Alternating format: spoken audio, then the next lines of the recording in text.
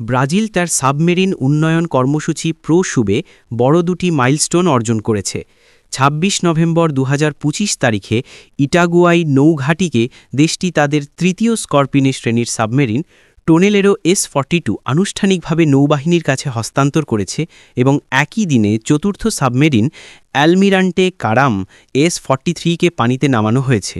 এই দুটি অগ্রগতি ব্রাজিলের নিজস্ব নৌশিল্প, প্রযুক্তি স্থানীয়করণ এবং সমুদ্র প্রতিরক্ষা সক্ষমতা বৃদ্ধির একটি গুরুত্বপূর্ণ ধাপ হিসেবে বিবেচিত হচ্ছে।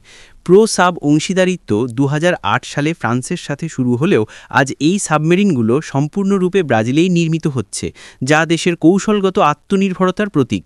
টোনেলেরো এখন নৌবাহিনীর কার্যক্রমে যোগ দেবে, আর আলমিরান্টে কারাম সমুদ্র পরীক্ষার পর্যায়ে যাবে। এই অগ্রগতি ব্রাজিলকে ভবিষ্যৎ পারমাণবিক অ্যাটাক সাবমেরিন আলভারো অ্যালবার্টো নির্মাণের দিকে আরও এগিয়ে নিয়েছে, যা তাদের সামুদ্রিক প্রতিরক্ষা সক্ষমতাকে নতুন উচ্চতায় নিয়ে যাবে।